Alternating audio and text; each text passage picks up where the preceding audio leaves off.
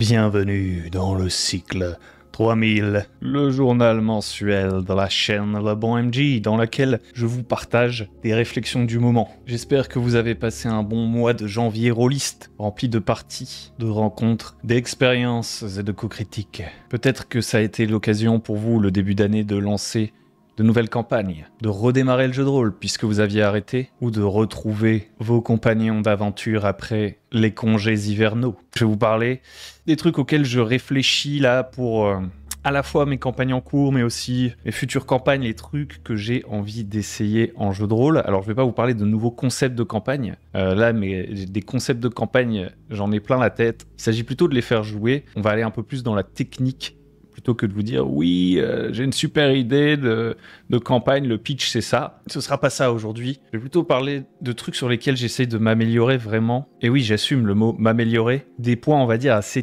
techniques du jeu de rôle d'une certaine manière. C'est de ça qu'on va parler. Le premier truc dont j'avais envie de parler dans ce journal cycle 3000, c'est de la fantaisie contre le réalisme. Ensuite, on parlera de planter des concepts pour qu'ils deviennent naturels durant nos parties de jeu de rôle. Et à la fin, je terminerai sur un petit peu les trucs qui m'attendent sûrement durant le mois de février, en termes de parties qui sont déjà programmées ou que j'aimerais bien programmer. Avant qu'on commence et qu'on parte loin, très loin, je vous invite, si vous ne l'avez pas encore fait, à vous abonner. Et si vous le souhaitez, à liker la vidéo immédiatement pour soutenir, pour éviter d'oublier plus tard. Ce serait super cool. Liker la vidéo ou le podcast. Je ne sais pas comment vous êtes là. Peut-être que vous êtes en voiture et que vous dites « Mais non, je peux pas liker, je dois regarder la route ». Dans ce cas-là, regardez la route. Quoi qu'il en soit, commençons avec la fantasy versus the realism. Je me suis rendu compte qu'il y a quand même un pattern qui se répète dans presque toutes mes campagnes de jeux de rôle. C'est tout à fait naturel et j'ai envie de m'exercer à aller contre cette nature. Une chose qui imprègne quasiment toutes les campagnes que je joue, c'est une certaine forme de réalisme pseudo-historique et de désir de géopolitique. Peu importe le jeu de rôle auquel je joue, très rapidement, au cours d'une campagne, j'ai tendance à complexifier le fonctionnement des sociétés dans lesquelles vivent les personnages joueurs, complexifier les relations entre les factions et me poser beaucoup de questions sur le fonctionnement du monde. Et je pense que c'est pas anodin, que c'est pas mauvais, parce que c'est ce qui est instinctif pour moi, mais que ça limite un petit peu mes possibilités et que parfois j'aimerais aller plus loin. Ce que j'essaie de vous expliquer là, c'est que j'ai une sorte de biais. Dans quasiment toutes mes campagnes, au départ, j'ai une idée assez différente de ce que je veux faire. J'ai l'impression que toutes ces campagnes vont être différentes, mais je me rends vite compte que mes joueurs se retrouvent dans des conflits de factions, et que lorsque j'ai envie de mettre de la fantaisie, potentiellement, il va y en avoir moins que ce que je pensais au bout d'un moment. Et je pense que c'est une sorte de biais qui est dû au fait que la plupart des trucs que je kiffe, qui sont mes inspirations initiales, ce que sur Runehammer récemment, je regardais un de ses RPG Mainframe. D'ailleurs, vous devriez aller voir, parce que avant les RPG Mainframe, c'était sur son Patreon, donc moi je les écoutais en podcast et tout, mais là régulièrement, il les met en vidéo sur YouTube, gratuitement, et franchement, c'est vraiment très intéressant. Et donc je réécoutais celui qui est ressorti il y a pas longtemps sur les origines de la fantasy, entre guillemets, où il expliquait que lui, peu importe ce qu'il faisait, il avait souvent ce truc qui revenait dans toutes ses créations, qui était un jeu vidéo, je crois, Chrono Trigger, qu'il retrouvait souvent. C'est une sorte de biais, et dans chacune de ses campagnes, peu importe qu'il essaye de faire quelque chose de nouveau et tout, il finit toujours par ramener ce truc-là un peu dedans. Et ben, moi, je fais le même constat dans mes campagnes, c'est-à-dire que la plupart du temps dans mes campagnes, il finit par y avoir des enjeux très très sombres, des gros dilemmes moraux. Ça, honnêtement, j'ai envie de le garder. Mais il y a un autre biais que j'ai, qui est souvent celui de très vite mettre en fait des enjeux qu'on pourrait dire géopolitiques. Beaucoup me focaliser sur la société, les factions, etc. Ce qui me donne souvent peut-être, je vais pas dire que c'est particulièrement génial, mais je dirais que c'est souvent, comme c'est une de mes facilités en fait, j'y retourne fréquemment. Et ça fait que peu importe ce que j'essaie de proposer, au bout d'un moment, mes joueurs se retrouvent impliqués là-dedans, quoi. Je sais pas comment expliquer. Alors que, à la base, peut-être, moi, j'avais envie qu'ils aillent plus dans de l'exploration ou un truc un peu plus contemplatif. J'avais envie de faire quelque chose comme ça. Très, très vite, je me rends compte que j'ai tendance à créer des gros conflits d'intérêts. Et je pense que ça reflète en partie mes sources d'inspiration, quoi. Ce que je connais le plus. C'est logique. Et je dirais un peu la même chose du réalisme. C'est-à-dire que très très vite, dès que je commence à créer un donjon, dès que je commence à créer un truc, et que je me dis « ça pourrait être super qu'il y ait, je sais pas, un méga géant de feu », vous voyez des trucs un peu délirants qui se passent, qu'on parte sur des trucs très soit cartoony, très pulp, ou alors sur quelque chose d'un world building un petit peu plus soft, par exemple à la Miyazaki. Vous voyez, par exemple, je suis fan de Miyazaki, mais bizarrement, dans mes univers, ça ne transparaît pas tellement. Pourtant, j'essaie souvent de le faire transparaître, mais il doit y avoir d'autres influences qui sont plus fortes, plus prégnantes. Par exemple, comme je sais pas, le fait que, sans être quelqu'un qui consomme absolument tout ce qui passe là-dessus, je regarde quand même beaucoup de vidéos sur l'histoire. J'aime bien les séries historiques. Des jeux vidéo que j'ai vraiment poncés, par exemple, ce sont les jeux Total War, vous voyez. Donc à chaque fois, c'est des trucs de géopolitique, de conflits entre pays, ancrés dans l'histoire, etc. En fait, avoir cette sorte de background, ça fait que très souvent, rapidement, je m'interdis, on va dire, des choses fantasy un peu plus faux-folles. Je me les interdis pas en réalité. C'est plutôt que sans m'en rendre compte, il y a une sorte de processus, un insecte, une idée bien implantée dans ma tête qui fait qu'à chaque fois, par exemple, que j'essaie de designer un donjon, je me dis je vais prendre 2 thèmes, je sais pas moi, le feu et les souterrains, par exemple, pour faire une méga ville souterraine pleine de flammes avec des coulées de lave, des pièges en forme de boules de feu, des géants de feu. Oui, des trucs complètement délirants qu'on pourrait retrouver, par exemple, beaucoup dans le jeu vidéo, qui sont plus là pour évoquer que pour expliquer exactement le fonctionnement du monde, etc. Dès que je pars sur ces idées-là, très très vite, il y a un truc qui me rappelle à l'ordre et qui me dit mais c'est pas possible, ça n'a aucun sens. Ça n'a aucun sens. Et du coup, très vite, j'essaie de créer des systèmes, de réfléchir à des manières de mettre tout ça en cohérence. Et je pense que c'est pas un mauvais réflexe en soi, c'est cool que ce soit cohérent, mais à trop vouloir expliquer. C'est-à-dire que par exemple, dans aucun de mes univers de fantasy, j'arrive à complètement lâcher prise sur la question de c'est quoi la magie, alors que la magie, le fait que ça existe, c'est inexplicable. Et du coup, très très vite, comme j'essaie d'expliquer la magie pour la rendre plus réaliste, ça m'emmène vers un biais qui est celui de créer des explications à la magie, d'en faire un enjeu central de ma campagne, et de petit à petit transformer cette magie en science, en quelque chose de plus compréhensible, et a fortiori de perdre le côté magique justement. Parce que si vous regardez par exemple un truc comme le voyage de Chihiro, et ben vous vous rendez vite compte qu'il se passe plein de trucs complètement fantasques, etc. On cherche pas vraiment à expliquer, ça crée une ambiance onirique, des trucs étranges. Et en fait, si on venait les expliquer, ça casserait complètement le mystère, le truc, l'expérience en fait qu'on essaye de vivre. Ça me fait aussi penser par exemple à certains designs de donjons qu'on peut retrouver dans les Zelda. Alors ça, c'est un de mes grands regrets. Je n'ai pas vraiment joué aux Zelda et aujourd'hui j'arrive plus tellement à jouer aux jeux vidéo pour être honnête, mais je regarde beaucoup de vidéos sur du game design de jeux vidéo et il y a plein de jeux comme ça où vous voyez vous avez des puzzles étranges, des trucs, franchement si on essaie vraiment d'expliquer pourquoi on a fait ça, pourquoi cette civilisation a décidé que pour ouvrir des portes, il fallait mettre des boules dans des bols. Vous voyez, des fois, vous devez aller chercher une grosse sphère dans une pièce et la poser dans un bol dans une autre, et ça ouvre une porte. Et ensuite, il y a des trucs qui flottent dans les airs, on peut les contrôler avec des aimants. Enfin, genre vraiment des trucs qui n'ont ni queue ni tête, mais qui peuvent créer un gameplay hyper intéressant et un dépaysement, vous voyez. Tout ça, quoi, j'ai du mal à le mettre dans mes campagnes, parce que très très vite, j'essaye d'expliquer et de retourner à quelque chose de plus rationnel, de plus réaliste. Alors ça ne veut pas dire qu'il n'y a pas de magie, de choses étranges dans les univers dans lesquels je joue. Genre, je sais pas, dans la Shadow March, il y a le Fel, il y a des trucs et tout. Mais j'arrive pas vraiment à sortir d'un certain genre qui est un peu de sword and sorcery avec un peu de l'horreur, des monstres, etc. Donc ça reste quand même très fantastique, hein, qu'on s'entende bien. On va dire que c'est de l'horreur cosmique, quoi, à la limite, ce qui est inexplicable. Et au pire, entre guillemets, de la low fantasy, quoi. Et ça fait d'excellentes campagnes. Je suis pas en train de remettre ça en cause, et genre, je pense que c'est un peu le style qui m'habite le plus. Mais voilà, il y a quand même d'autres trucs vers lesquels j'ai envie d'aller, et à chaque fois que j'essaie d'y aller, je finis par faire un truc pseudo-historique, et je remets ça en lien avec le côté politique et tout, parce que c'est un peu lié, parce qu'une fois que le monde est très réaliste, en fait les factions fonctionnent aussi de manière très très réaliste, d'une certaine manière. Ça veut pas dire qu'elles sont nécessairement prédictibles, parce qu'il y a du mystère, tout ça, donc il y a quand même des dingueries qui se passent. Très vite, en fait, par exemple, si je prends la Shadow March, on passe beaucoup de temps sur de la politique, à parler avec des PNJ, à essayer de les convaincre et tout. On est moins au bout d'un moment, très vite, mes joueurs s'intéressent plus à ça qu'à l'exploration, qu'au fait d'aller dans des donjons spécifiquement et tout. Alors il y a quand même eu 3 donjons quand même, sur les 20 parties, qui ont pris à chaque fois environ 2 séances chacun, donc c'est quand même, on va dire, un tiers de l'expérience, ce qui est pas, plutôt un quart d'ailleurs, ce qui est pas négligeable. Il y a eu beaucoup d'exploration à l'extérieur et tout, mais tout ça était toujours guidé, je sais pas comment dire, par des enjeux politiques, par des trucs comme ça, quoi. Et je sais pas trop comment m'en éloigner, en réalité.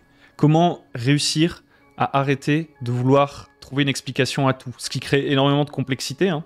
Ce qui crée aussi énormément de richesse, je pense. Et des fois, j'ai envie de retrouver, de retourner dans un truc de fantasy un peu plus fantasy, en fait, tout simplement un peu plus décomplexé. Je sais pas comment exprimer ça mieux, parce que mon but, c'est pas de montrer ça de manière péjorative, c'est vraiment un truc que je cherche à faire. Créer un jeu un petit peu plus, une ambiance un petit peu plus irrationnelle, m'autoriser à faire des choses qui soient un peu plus gamey, en fait, dans le jeu, plutôt que réaliste, c'est-à-dire vraiment ce côté, bah ouais, dans ce donjon, on arrive, on doit essayer d'en comprendre les règles, et apparemment, bah, si on met des pierres bleues dans des zones bleues, ça active des trucs ici, et on se pose pas vraiment la question du pourquoi et du comment, en fait, parce que c'est juste comme ça.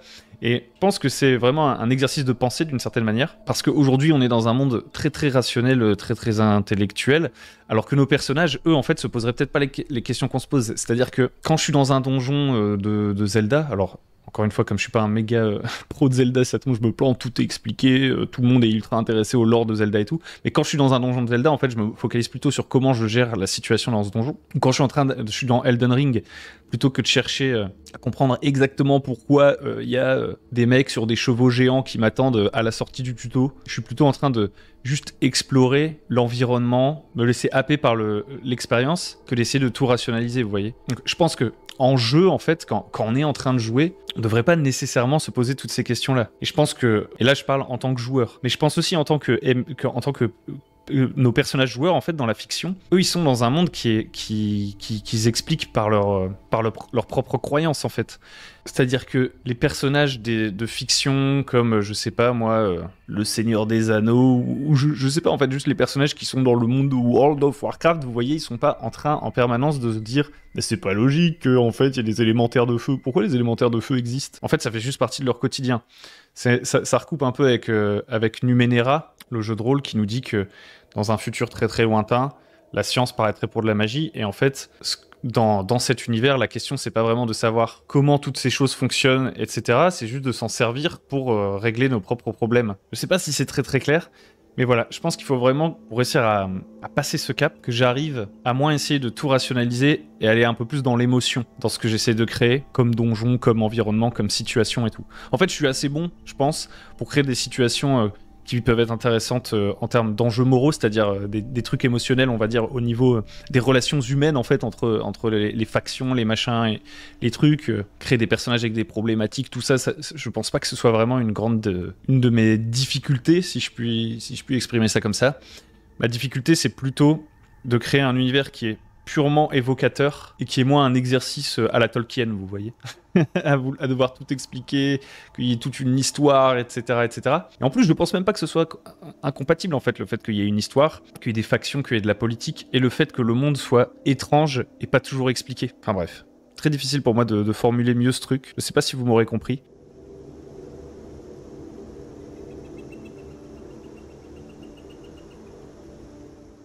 C'est notamment un des enjeux dans un sens un peu différent, parce que là j'ai beaucoup parlé de m'autoriser des trucs de gameplay, des donjons avec des mécaniques folles et tout, parce que c'est fun à jouer et pas parce que c'est réaliste. Mais c'est aussi une question que je me pose pour la campagne un peu en mode viking que je vais lancer. C'est-à-dire que la question dans cette campagne viking, c'est... Vous voyez, j'avais commencé à regarder des trucs style... des trucs sur les vikings historiques, et c'est hyper intéressant, mais je me rends compte que c'est pas ça qui va m'aider à faire passer le feeling viking qu'on peut avoir dans la fantasy. Vous voyez, si vous regardez une série comme Viking, justement, sur Netflix, les mecs tordent l'histoire, il y a plein de moments où on se demande s'il y a des trucs qui sont surnaturels ou qui sont réels, et on peut se demander, est-ce que c'est les personnages qui s'imaginent ces trucs, ces visions qu'ils ont, est-ce que c'est parce qu'ils sont fous, etc., ou est-ce qu'il y a vraiment un peu de fantasy dans l'univers de la série Viking.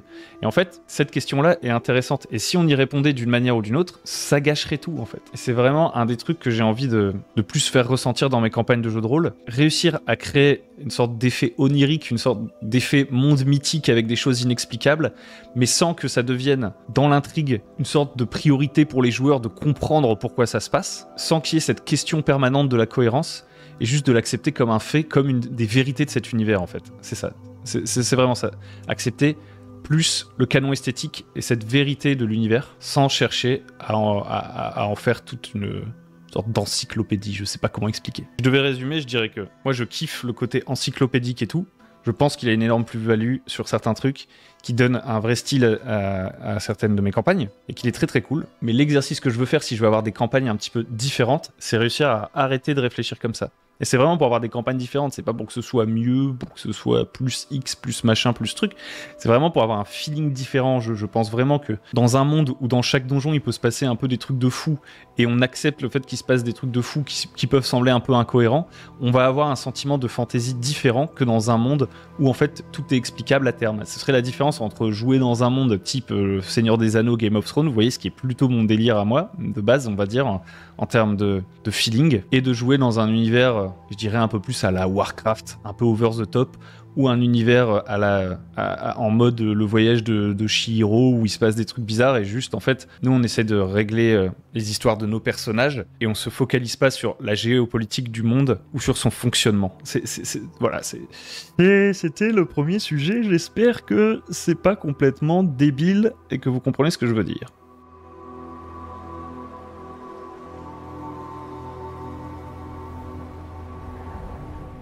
Si vous êtes encore là, n'hésitez pas à me dire en commentaire si ça vous évoque quelque chose, si vous avez peut-être des idées pour ça. Je pense qu'un truc qui est quand même important, c'est de, malgré le fait qu'on se focalise pas sur la cohérence, etc., on va dire dans le fond, sur les explications physiques, métaphysiques de tout ce qui se passe dans le monde, qu'on s'éloigne un peu de ça pour se permettre un peu plus de partir dans le fantasque. Un truc qui restera important, c'est de réussir à garder le fait que ce soit instinctif. C'est-à-dire que quand vous êtes dans un univers, vous arrivez dans un donjon, et il y a en fait des plantes, des rochers qui flottent dans le ciel, des mechas, des trucs où il faut combiner des éléments pour faire fonctionner des trucs et tout, bah évidemment vous déstabilisez toutes les lois de la physique, etc. Vous changez un peu les règles. Et il faut quand même que les PJ, quand ils arrivent là, malgré le fait que ce soit exotique, ils puissent interagir de manière instinctive avec tout ça. Donc je pense qu'il y a un enjeu dans le gameplay aussi, soit de réussir à rendre ça visuel pour que d'un seul coup d'œil les PJ puissent comprendre un peu peut-être le côté un peu puzzle de ce genre de truc, et je pense qu'il y a un enjeu pour comment dans la rédaction même, pour voir comment est-ce que les joueurs en fait vont interpréter leur personnage dans un monde qui est complètement différent, parce que les joueurs en général ils interprètent leur personnage en se basant sur leurs propres expériences de la réalité et les fictions qu'ils ont consommées. Donc quand ils arrivent dans un monde étrange, ils vont se poser plein de questions et voilà, je pense, je sais pas, il y a un enjeu à mon avis pour que la partie soit intéressante. Bref, je me pose peut-être trop de questions. On va passer au deuxième truc. Si vous kiffez tous ces trucs qui sont faits sur la chaîne et tout, n'hésitez pas aussi, j'en profite vite fait, à aller sur Tipeee pour soutenir. Ça fait la différence. Ça fait la différence, les amigos. C'est ça qui vient remettre du charbon dans la machine, que ces épisodes sortent jour après jour. 2-3 épisodes par semaine, les amis.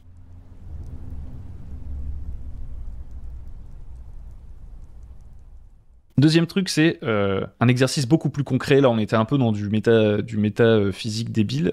Je m'en excuse. C'est un exercice beaucoup plus concret. Je réfléchis à comment vraiment faire pour m'améliorer sur certains points d'improvisation. Je pense que dans la Shadow March, ça a vraiment bénéficié à l'expérience que je crée des donjons et ça me prenait un certain temps de créer des donjons. Honnêtement, c'est ce qui me demande le plus d'efforts dans le style de jeu dans lequel je me suis lancé actuellement, qui est le bac à sable, etc. C'est de créer vraiment des zones closes avec plein de challenges différents, d'émotions différentes et de trucs cool différents. Donc vous voyez que ça recoupe un petit peu avec le truc d'avant, parce que quand vous vous autorisez à faire des dingueries dans votre donjon, c'est beaucoup plus simple de renouveler l'expérience du donjon et de le rendre foufou que si vous êtes en mode méga réaliste et que donc du coup dans chaque bâtiment il doit y avoir des chiottes, une cuisine, une chambre, une salle à manger.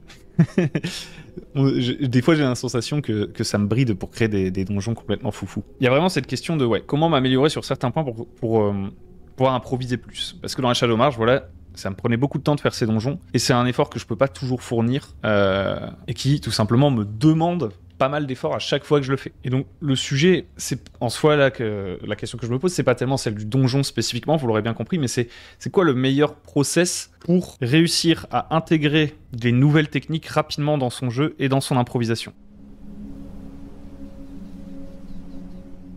Donc j'essaie de formaliser ça très très vite fait. Je pense qu'il y a plusieurs stades un petit peu. Il y a le moment où vous êtes complètement perdu, vous avez aucune idée que c'est possible et vous avez aucune base. Il y a le moment ensuite où vous commencez à mettre le doigt sur des concepts, sur des idées, etc. Et ça vous demande un effort de vous en rappeler. Et même une fois que vous les avez en tête et qu'on vous le rappelle, vous avez encore du mal à le mettre en exécution. Ensuite, il y a le moment où le plus difficile, c'est juste de s'en rappeler pendant l'improvisation, et à la fin, il y a le moment où ça devient naturel. Donc, je vais prendre un exemple. Par exemple, pour créer des personnages. Vous voyez, quand vous démarrez le jeu de rôle, etc., vous voyez, par exemple, des fois, on voit des gens, par exemple, dans les commentaires, ou même sur Discord et tout, qui disent comment rendre un personnage intéressant, un PNJ intéressant, vous voyez. Donc ça veut dire qu'il se pose une question, mais il a, pour l'instant, aucune solution, etc. Et donc, le fait de voir émerger des solutions, on va dire qu'on est dans la prospection, en fait. On doit se tourner vers l'extérieur pour chercher des solutions. C'est très difficile en interne de trouver ces solutions, souvent. Le fait que d'autres nous pointent vers des concepts et qu'on vive des nouvelles expériences, c'est ce qui va le plus nous aider, je pense, dans un premier temps. C'est-à-dire que plus vous allez voir de films, lire de fiction, etc., plus vous allez avoir une galerie de personnages en tête. Ensuite, pour vous demander comment les rendre intéressants en partie de jeu de rôle, vous allez regarder des vidéos. Vous allez peut-être tester des jeux de rôle différents, qui ont des manières différentes de traiter les personnages. Vous allez regarder des méthodes genre pour qu'est-ce qu'il faut faire pour c'est quoi le minimum pour qu'un personnage soit intéressant, etc. Et vous allez ressasser, et vous allez comme ça aller chercher des nouveaux concepts, des nouvelles idées et tout.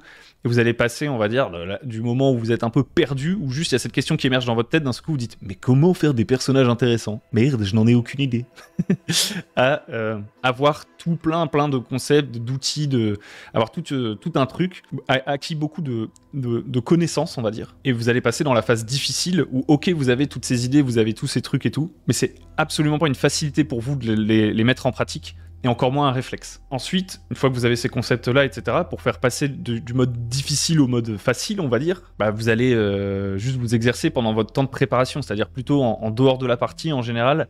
Par exemple, pour créer un personnage, vous allez vous dire, chacun de mes personnages, je vais essayer de leur donner une motivation, un trait physique distinctif, une impulsion, un trait de caractère distinctif, et il faudra que je note ça quelque part pour penser à les faire évoluer au cours de ma campagne, pour que si jamais on les a vus session 1, quand on retourne les voir session 4, ils aient changé, et c'est là que le personnage va commencer à devenir intéressant, par exemple. Vous voyez, rien qu'avec ces 4 concepts, vous avez rendu votre personnage beaucoup plus intéressant, sauf qu'au début, vous êtes là, vous le couchez sur le papier pour vous en rappeler en permanence, vous vous creusez la tête, genre en mode, mais c'est quoi, et ça pose des nouvelles questions d'ailleurs, vous dites, mais c'est quoi une bonne motivation ? Mais c'est quoi un bon trait de caractère pour un personnage ?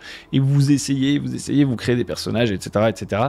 Et au bout d'un moment, ça devient beaucoup plus facile pour vous, parce que vous avez répété cette action de préparer des nouveaux personnages pour vos prochaines parties de jeu de rôle, admettons.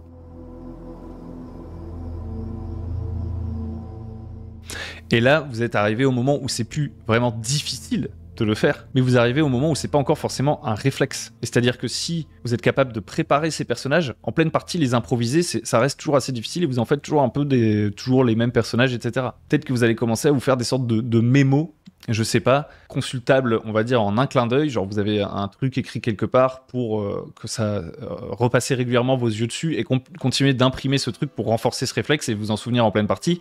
Et puis ensuite, à force de faire des parties, d'expérimenter, vous aurez tellement travaillé le concept, puis ensuite vous l'aurez tellement utilisé en partie et vous aurez tellement répété qu'avec l'expérience, là ça va vraiment devenir un réflexe, ça va devenir naturel. Je pense qu'il y a une sorte de processus un petit peu comme ça, et que si on n'avait pas eu les concepts au départ, l'expérience seule nous aurait moins permis de progresser, et que si on a juste les concepts et qu'on s'exerce pas à les mettre en place, ça ne deviendra jamais un réflexe. On aura juste cette sorte de connaissance, on va dire, purement théorique, qui va nous permettre de briller lorsqu'on discute sur Discord avec des gens de jeux de rôle, mais en partie on va avoir plus de mal à le mettre en application.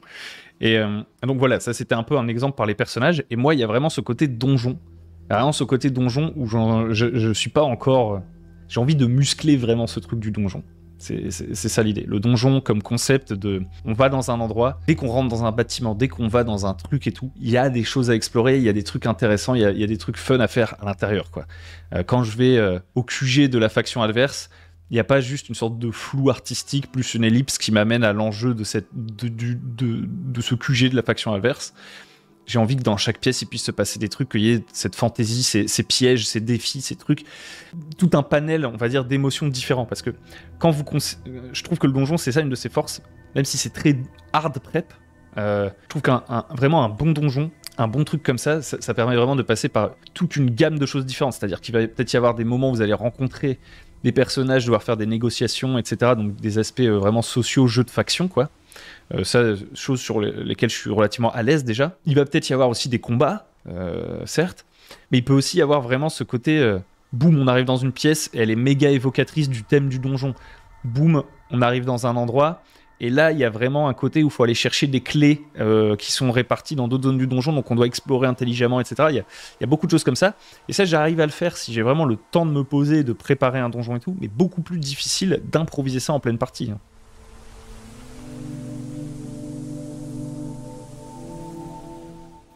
Beaucoup plus difficile. Et si la question se pose, c'est notamment parce que là, mes joueurs sont arrivés dans la Shadow March, ils sont arrivés à Pagor.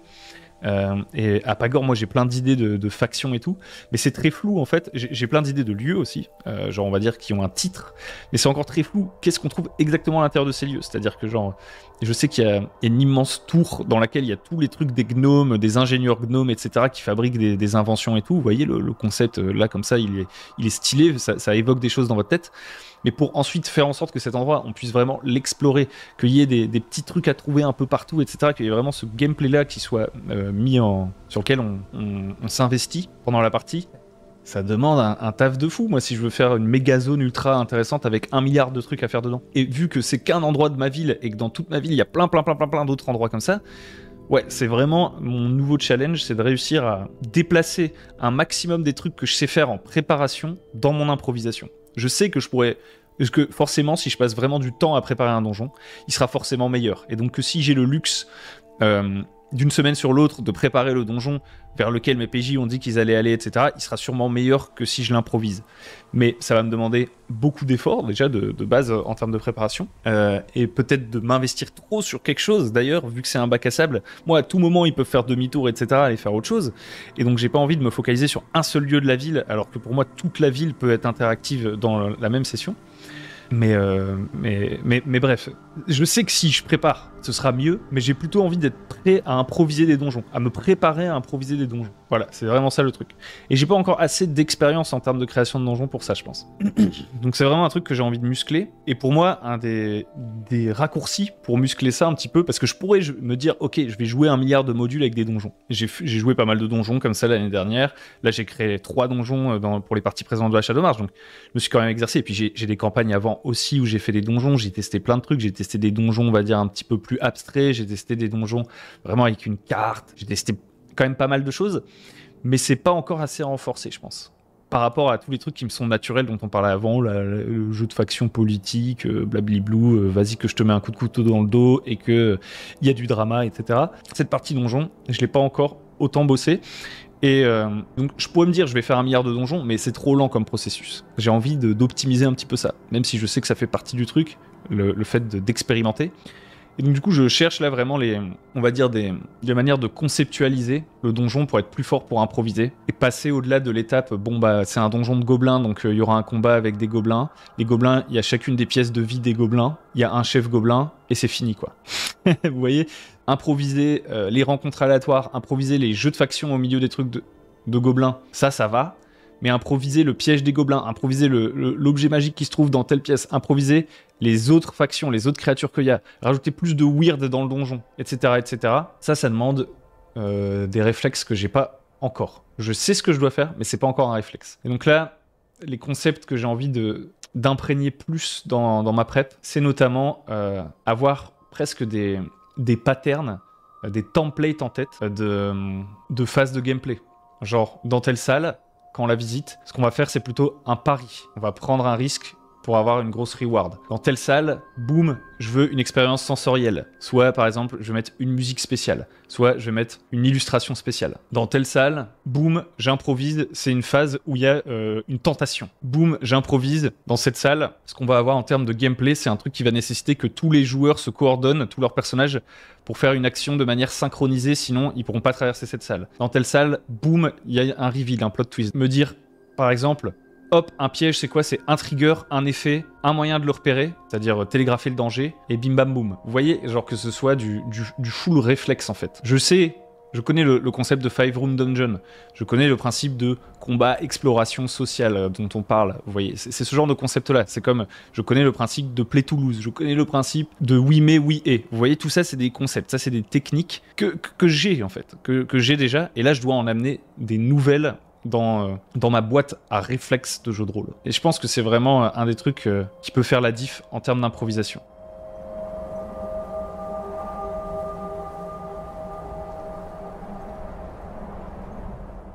Pour l'instant, si je devais vous parler du jour au lendemain de comment je prépare un donjon, je chercherais mes mots, je serais un peu perdu.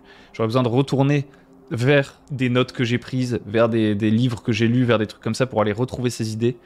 Mon objectif là actuellement c'est de réussir à les imprimer dans ma tête. Et pour les imprimer dans ma tête, un bon truc c'est déjà de me dire ouais effectivement, est-ce que je pourrais vous expliquer comment préparer un donjon comme ça, mais vraiment un donjon intéressant, c'est-à-dire pas juste vous dire ouais il faut Jack Ways the Dungeon en créant des boucles dans le donjon, vous voyez ça c'est super, c'est génial.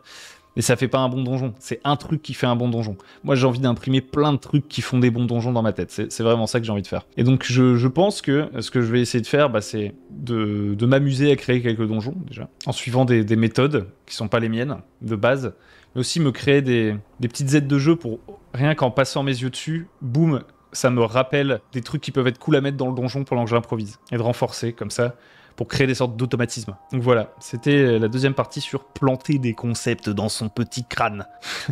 Pour terminer l'enregistrement de ce petit journal, je vais vous parler un petit peu des trucs à venir. Donc la Shadow March continue, comme je vous disais, là ils arrivent à Pagor, je pense que ça va être excellent. Je vais devoir me reposer, comme je disais, beaucoup plus sur l'improvisation.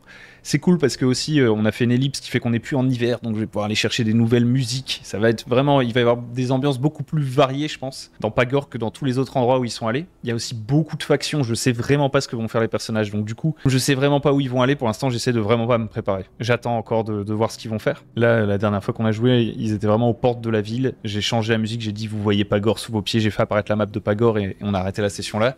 Et voilà, je pense que je vais pas me préparer plus que ça pour la suite. Je vais vraiment improviser. Même si j'ai mon Sandstorm, hein, j'ai vraiment une petite vingtaine de PNJ et à peu près le même nombre de lieux en tête déjà conceptuellement. J'ai pas développé vraiment les donjons. Alors il y a un donjon que j'avais un peu développé. Mais voilà, j'ai pas autant spatialisé, créé 1 milliard de points d'intérêt et tout. Je pense que j'ai déjà renforcé pas mal mes réflexes de création de points d'intérêt, donc je vais réussir à improviser dans un premier temps, et on va voir où ils vont, quoi. C'est beaucoup trop dense, Pagor. Mais ouais, j'ai vraiment hâte d'y être, enfin de m'y mettre vraiment. En plus, là, si vous avez vu un peu la Shadow March, en gros... Ils ont foutu le bordel dans le manoir de Lisa Baroncelli. Ils lui ont volé des trucs et tout. Ils ont réalisé qu'elle bosse sur le fel, sur plein de trucs comme ça, surnaturels et dangereux. Et ils se sont plus ou moins fait prendre la main dans le sac, en fait. Et Lisa Baroncelli a essayé... Alors, elle n'était pas au procès, mais elle a essayé de les faire condamner par les fiers routiers pour avoir fait n'importe quoi. Et en fait, on a joué une session un peu plus linéaire que d'habitude, en l'occurrence, avec le procès, etc., où ils pouvaient un peu moins faire ce qu'ils voulaient, parce qu'en plus, ils étaient menottés. Enfin, vraiment, on a fait une ellipse pour les amener là. On avait tous décidé de jouer ce procès. Et en fait, cette transition vers l'acte 3, c'est que le procès, ils sont sauvés par les capuchons qui veulent, donc les fameux agents secrets de Pagor, qui veulent les employer plus ou moins à être des sortes d'indiques. C'est-à-dire que les PJ ne travaillent pas à proprement parler pour les capuchons, mais quand ils arrivent en ville à Pagor, ils ont récupéré un petit miroir un peu comme celui qu'avait Merrick dans la saison 1, et on leur dit, bah voilà, si vous voyez des trucs étranges, etc., n'hésitez pas à nous les faire remonter, à nous les capuchons. Donc c'est pas des agents secrets, mais ils ont un moyen de contacter les capuchons, quoi. Donc ça aussi, ça va créer des trucs intéressants. Je pense que ça va leur permettre d'entrer, on va dire, dans toutes les intrigues un petit peu politiques et tout. Donc ouais, je pense qu'il peut se passer vraiment énormément de choses. Dans l'absolu, ça m'étonnerait qu'ils fassent ça, vu que justement, je disais, il y a ce biais politique où là, ils sont vraiment enfoncés dans le jeu de faction. Mais dans l'absolu, en plus de Pagor, ils pourraient prendre un bateau pour aller n'importe où et on pourrait partir ultra loin. Ils pourraient décider de partir à l'aventure, je sais pas. Donc plein de possibilités niveau Shadow March là. Ensuite, il y a ce truc de Viking qui va bientôt commencer, qui commence ce soir à l'heure où j'enregistre le truc. D'ailleurs, en fait, j'enregistre pas le truc en février, hein, pour être honnête, on est le 25 janvier. Et ça va être sympa aussi parce que c'est pas du tout la même dynamique de campagne. On va beaucoup plus. Je sais pas si vous avez vu la première vidéo où je commence à préparer cette campagne. Là, ce soir, on va commencer sur une session 0 et le but, ça va être d'établir une sorte de communauté autour de laquelle on va jouer, quoi. Et le but pour les PJ, ça va être d'améliorer, entre guillemets, leur communauté, de jouer les relations dans la communauté et de se confronter aux communautés voisines. Donc il y a déjà de la géopolitique, hein, vous voyez, cette déformation, c'est terrible. Mais on va voir, en fait. Là, pour l'instant, vu que c'est vraiment session 0, si ça tombe, on va réussir finalement, ça va nous mener vers plus une saga mythique, un truc comme ça. Et ce qui pourrait être très sympa aussi en termes de Viking, quoi. Et là, mon exercice, plus que d'éviter le côté géopolitique, etc., dans cette campagne Calgorn Viking, ça va vraiment être d'essayer de ne pas retomber dans mes réflexes, de transformer tout en science fantasy et que tout ait une explication, et de vraiment rester sur le côté mythique, quoi. Qu'il y ait des trucs oniriques qui peuvent avoir du sens, hein. mais on les explique pas vraiment. Et un autre truc que j'aimerais bien faire bientôt, toujours un peu dans le même ordre d'idée de me muscler un peu sur les donjons, c'est de faire jouer d'autres donjons de Shadow Dark. Celui du Curse Scroll 1. Sûrement que j'essaierai de le faire jouer 2-3 fois. Il faut que je me l'approprie, que je prépare un petit Holby Rodeo et qu'ensuite je fasse un peu comme j'avais fait sur un week-end à faire plein de one-shot là. Essayer de me caser des petits dungeon crawl 2-3 fois avec des groupes formés sur le Discord avec les volontaires. Comme ça, déjà ça permet de faire des rencontres avec des gens.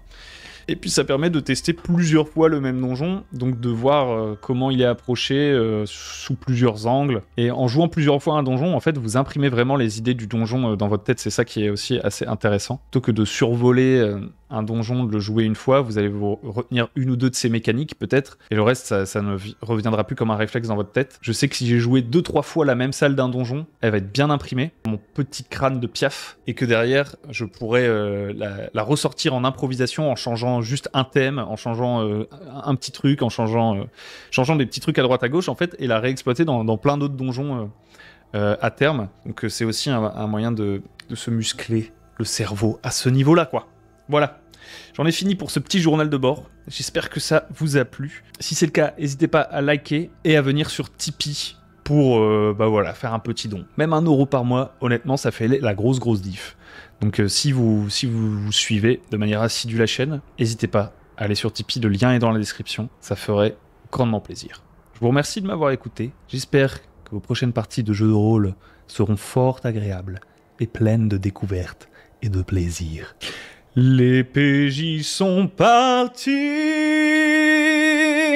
à bord de leur dracar pour explorer la lande et devenir des héros. Campagne de thème viking, nous te jouons ce soir. On verra ce que ces nouveaux PJ ont sous le capot.